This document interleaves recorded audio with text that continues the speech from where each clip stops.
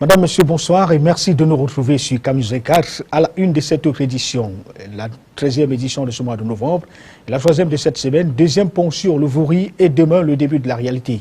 Le président de la République va procéder ce jeudi 14 novembre 2013 à la pose de la première pierre en vue de la construction du dit ouvrage. Dans la mouvance de l'événement, Douala se part de ses plus beaux atours et dans cette édition d'information, nous essaierons de comprendre, mais surtout évoquer la portée de cet ouvrage. Cameroun-Tunisie, le match a déjà commencé chez les supporters et autres vendeurs des gadgets. Bien que leur comptoir soit vide, commerçants et supporters restent convaincus pour une victoire du 11 national dimanche à Yaoundé. Vous aurez les détails en page spéciale du JT. Madame, Monsieur, merci de rester sur Camille 4. Merci de toujours choisir de vous informer par le biais de ce canal. Bienvenue au journal. On l'a dit, Paul Biya, dans la capitale économique du Cameroun, l'heure est au dernier réglage afin d'assurer le bon déroulement de l'événement qui s'annonce grandiose, simulation de l'accueil du chef de l'État, déploiement des forces de défense et de sécurité et bien d'autres encore ont été effectués ce 13 novembre 2013 et c'était sous le regard vigilant des autorités de la région du littoral qu'accompagnait un comité interministériel déjà présent dans la capitale économique du pays. Le film des derniers instants de la mobilisation avec Josué Ngongan et Divinapi. Premier arrêt, l'aéroport international de Douala, lieu où l'état-major et les délégués régionaux recevront le chef de l'État. Une simulation de l'accueil par les autorités administratives de la région et remise de bouquets de fleurs. Puis, l'exécution de l'hymne national sous fond de fanfare de la garde présidentielle.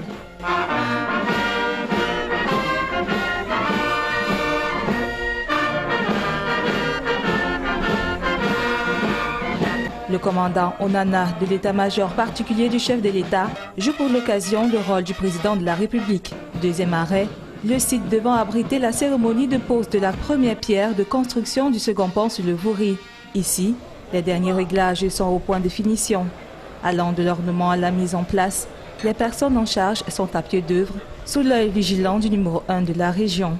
Notre impression est très positive et nous pouvons, n'est-ce pas, affirmer que nous sommes fin prêts pour accueillir le couple présidentiel à Douala demain.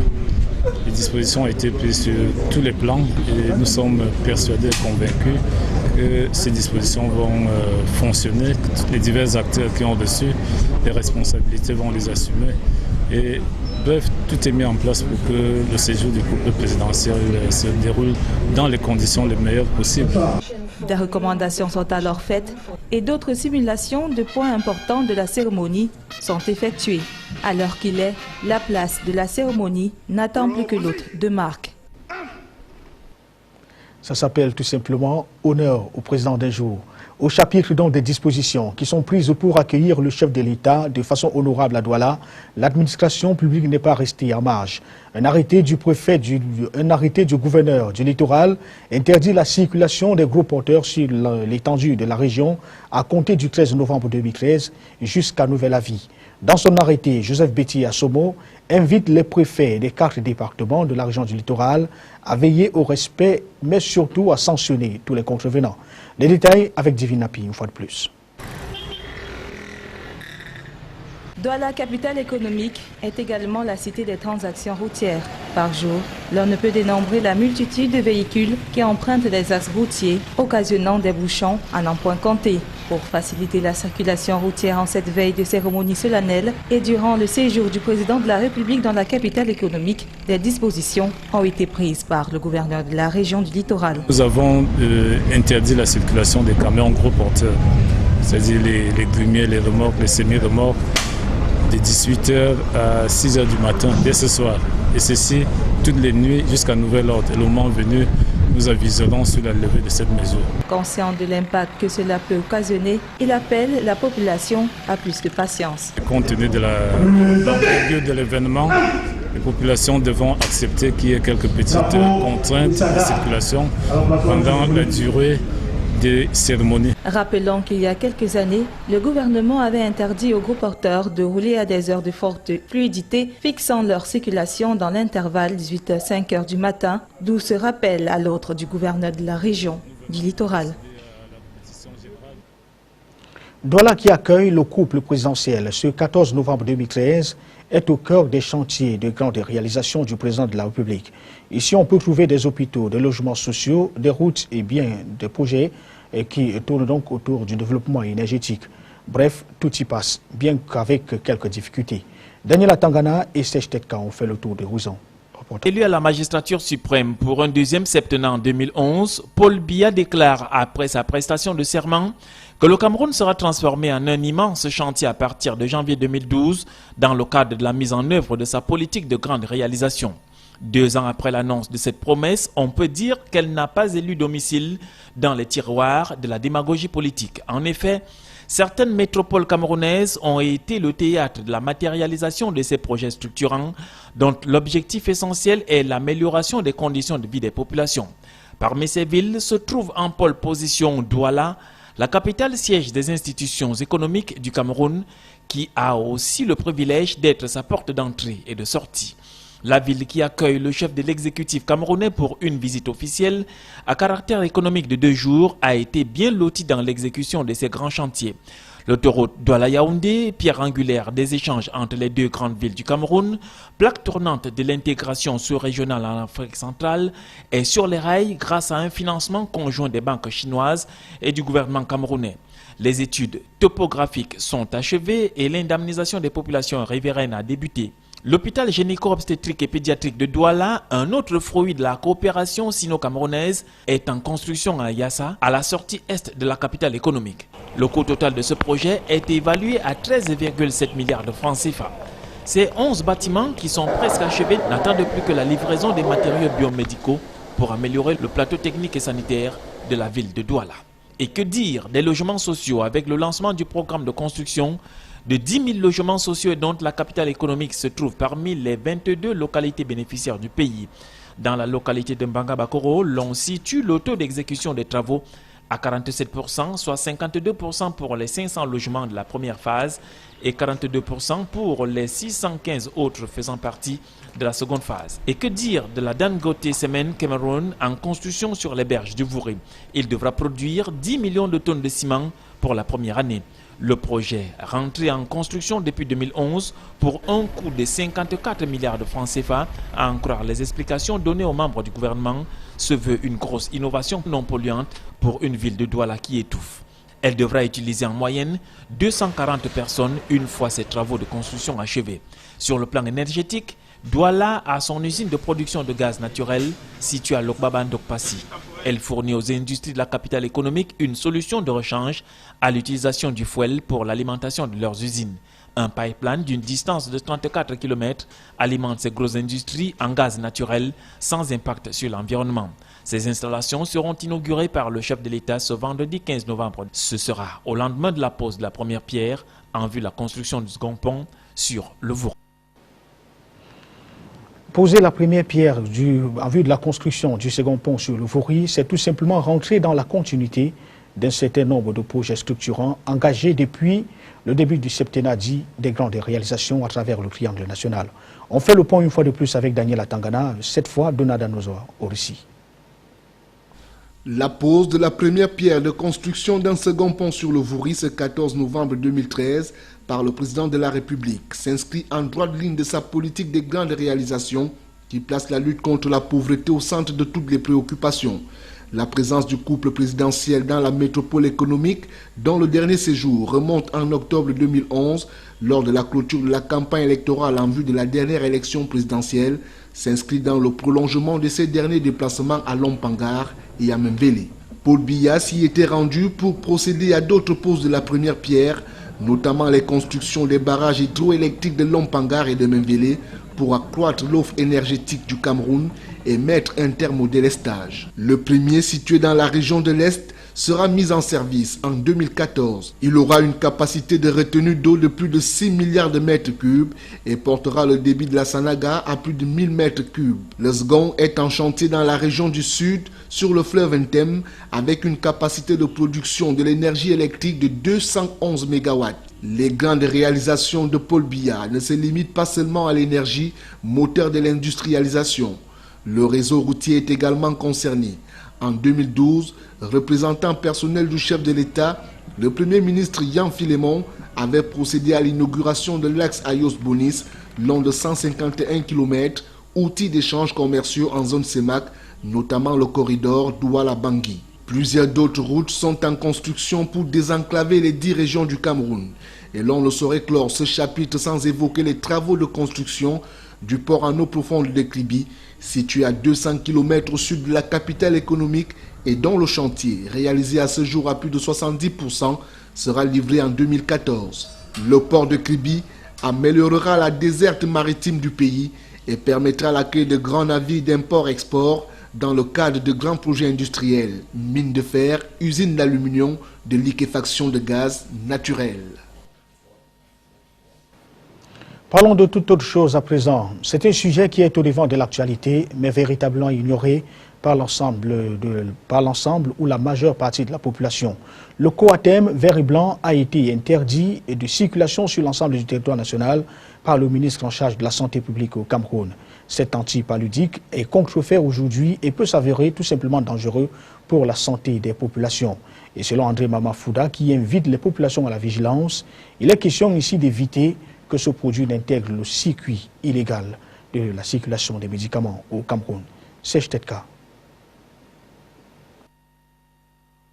Le coartem, un antipaludique, vient d'être interdit sur l'ensemble des 10 régions sanitaires du Cameroun par le ministre André Mamafouda de la Santé publique. Cet antipaludique en circulation est contrefait. Son utilisation est nocive sur la santé des populations du fait de sa trop forte toxicité.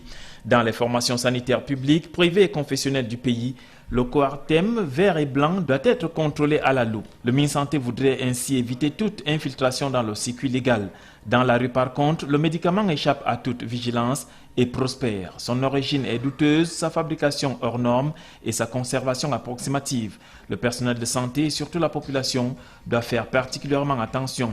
Le coartem et bien d'autres produits pharmaceutiques et consommables médicaux ne sauraient se vendre dans la rue. Le bon médicament, on ne le dira jamais assez, se vend dans les officines de pharmacie et dans les hôpitaux, car c'est en ces lieux sûrs que se trouve la santé, malgré le coût parfois élevé des soins. Transport ferroviaire à présent et la modernisation qui est sur les rails. 15 véhicules voyageurs, 5 modules autorail et 50 wagons bientôt réceptionnés par le Cameroun. C'est l'économie de la livraison de la locomotive de la 17e session du comité interministériel du renouvellement des infrastructures ferroviaires, encore appelé le COMIFER. Des annonces qui ont été faites lors de la traditionnelle rencontre tenue ce 13 novembre 2013 au ministère des Transports sur les enseignements de cette session du COMIFER. Nous retrouvons Alexis Claude Amourou et Sad Mamoudou pour les détails.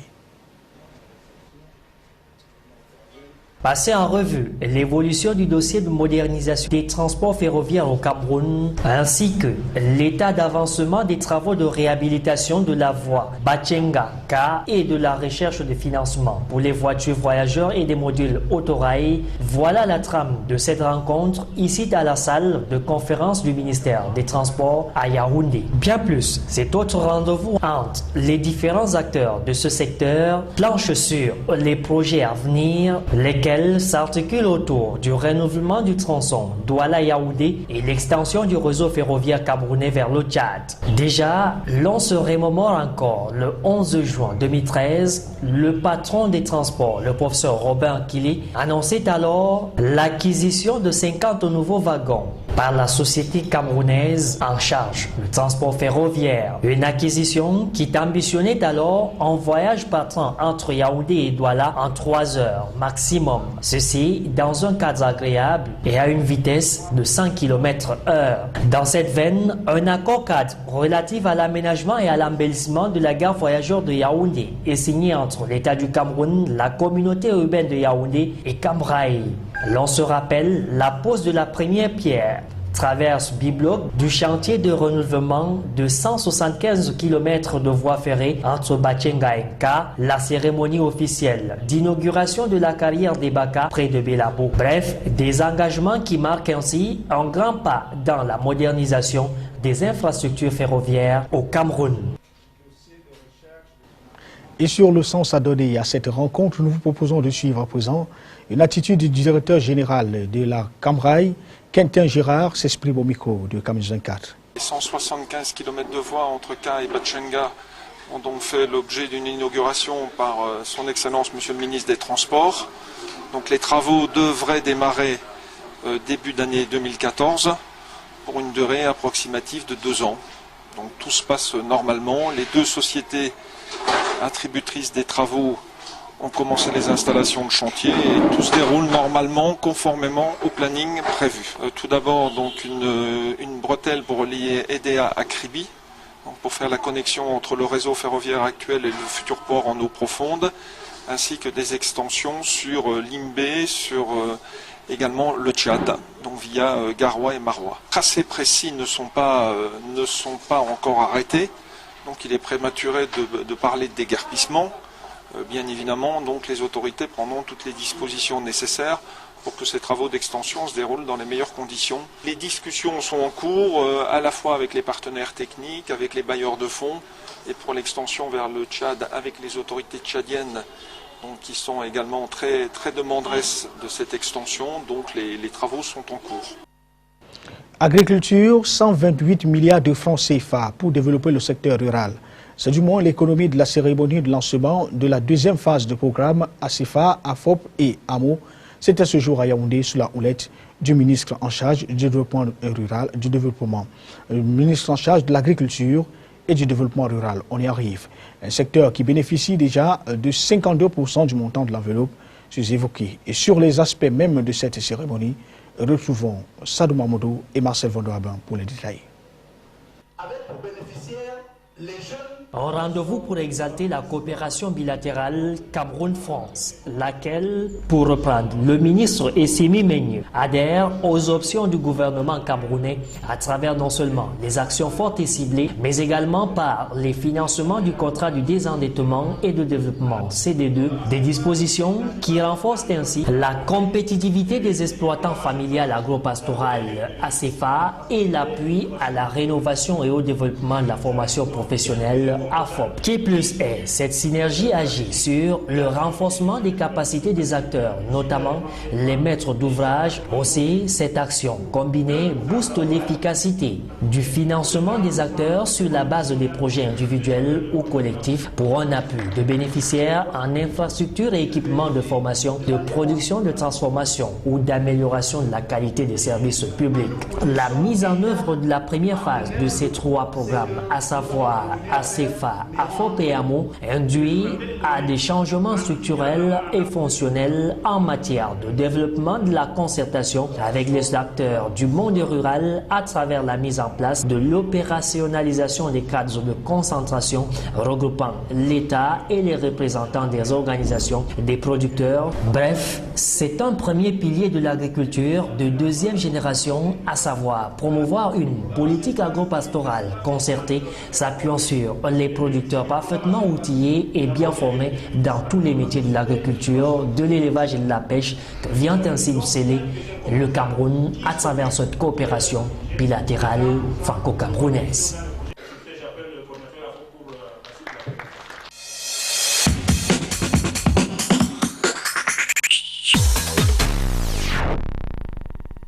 Let's go.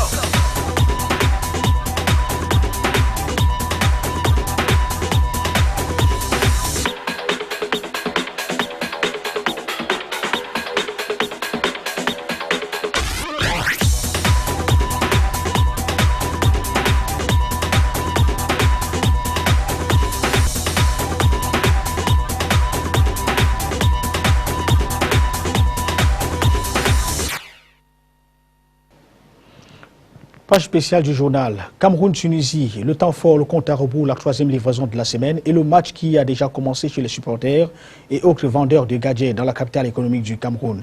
Même si les comptoirs des uns et des autres s'affichent encore vides, il faut dire que les commerçants et les supporters restent convaincus d'une victoire des Lions indomptables du Cameroun dimanche au stade Omnisport Amadou Ahidjo à Yaoundé. Michel Ateba et Benoît Dormont ont fait le tour de quelques étals. Voici le reportage. À 4 jours de l'affiche Cameroun-Tunisie, ce n'est toujours pas la grande affluence dans les différents points de vente des maillots. Depuis lundi, et puis, il n'y a pas l'influence par rapport aux autres temps passés. Parce qu'au temps passé, il y avait l'influence tellement que vraiment, nous-mêmes, on était fiers d'être Camerounais parce que beaucoup payaient le maillot. Non, pas assez comme avant. Toi-même, tu vois, regarde. comment stocker là. On ne nous demande même pas. Pas encore. Nous manquons même de stock de lions. On manque beaucoup de stock même. Parce que vraiment, comme tous ces derniers temps, ça ne marche pas avec l'équipe nationale. Nous sommes en train de perdre tellement. Il n'y a plus la confiance dans les lions. Les principaux sites de vente restent presque déserts. Rencontrés ce matin dans les marchés de la capitale économique, les vendeurs eux-mêmes ne trouvent pas une explication. Et pourtant... J'ai mis le chapeau beaucoup comme ça qu'on achète pour supporter le lion. Surtout les maillots des touristes. Les gens se bousculent même. Vous avez vu aussi comment les gens se bousculent. Tout le monde dit Eto. Ils sont là, France est là. Mais l'absence des clients est loin de saper le moral de ces commerçants qui se réclament aussi être des fervents supporters des Lions indomptables du Cameroun. Le match de dimanche, parce que moi je vais voyager pour aller voir ce match. C'est un Nébélois comme moi. Et j'irai le supporter. Mais je suis sûr que nous allons gagner. Et tout ça, il va marquer. Ils promettent tous d'être derrière leur équipe nationale ce 17 novembre à Yaoundé. Mais en cas de non-qualification... Ça c'est un séisme. Pour le Cameroun, si nous ne sommes pas qualifiés, un séisme. On n'en est pas encore là. Cependant, dimanche, c'est dans 4 jours.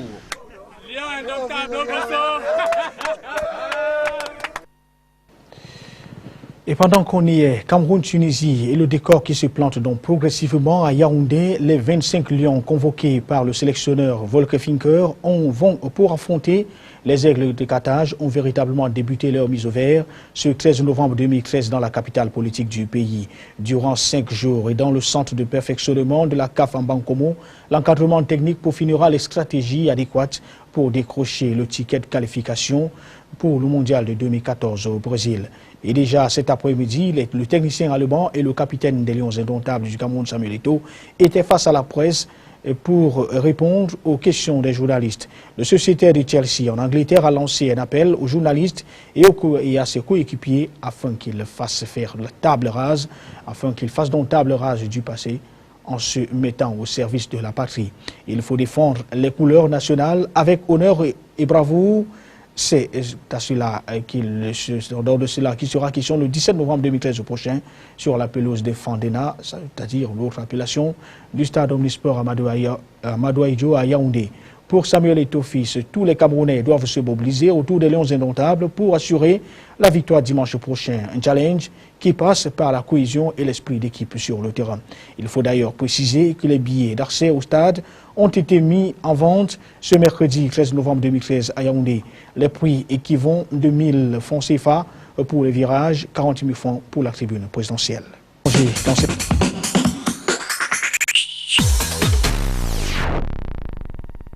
Let's go.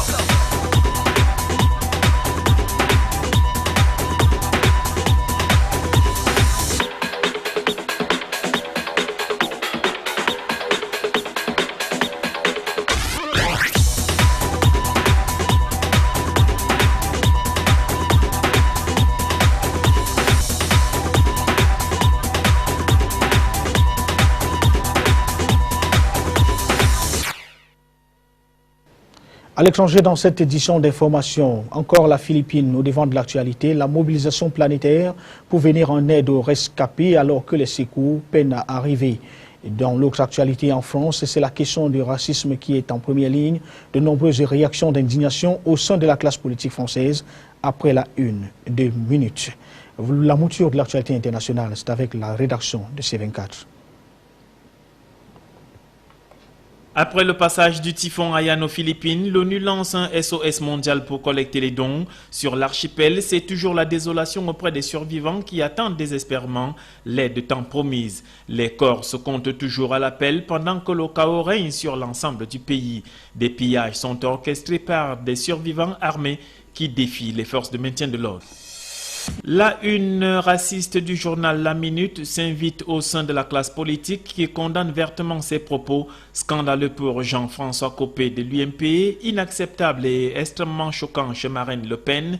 Les racistes devraient être mis au banc de la République selon Mélenchon. Une enquête pour propos racial est en cours contre l'hebdomadaire de l'extrême droite. Il y a 11 ans que le Prestige lançait son SOS. Aujourd'hui, les 3 accusés ont été blanchis par la justice espagnole pour avoir refusé de remorquer le pétrolier. Le capitaine du navire s'en sort avec 9 mois de prison. Le naufrage avait eu lieu le 19 novembre 2002. Le Prestige avait coulé au large des côtes espagnoles, entraînant une marée noire sans précédent. Stéphane Motoiré rompt le silence au second jour de son procès. Il a déclaré à tous, notamment à la mère de Valentin, qu'il n'était pas responsable de la mort du jeune homme qui avait reçu 44 coups de couteau en juillet 2008. Le verdict, quant à lui, sera rendu le 22 novembre prochain. Une Québécoise de 35 ans vient de relever un défi personnel. Liliane Paquette a traversé l'Atlantique Nord à la rame en solitaire. C'est après 129 jours qu'elle a franchi la longitude de l'île de Vincent au large du Finistère. Elle est partie d'Harris Park au Canada le 6 juillet dernier. Liliane est la première nord-américaine à réaliser cet exploit. À retenir de cette édition d'information, la 13e livraison de ce mois de novembre et la 3e de la semaine, 2e pont sur le Vouri et demain, le début de la réalité. Le président de la République va donc procéder ce jeudi 14 novembre 2013 à la pose de la première pierre en vue de la construction de cet ouvrage. La mobilisation est déjà totale à Douala et dans ce journal, vous avez eu les derniers réglages à travers la simulation de ce président d'un jour. Et puis, les 11 indomptables du Cameroun en vue de la confrontation de dimanche, Samuel Eto'o-Fils qui demande à faire un cordon de solidarité autour du 11 national. L'enjeu ici, la qualification pour le mondial de 2014 au Brésil. Mesdames, Messieurs, merci pour votre fidélité à nos programmes qui se poursuivent. Bonsoir.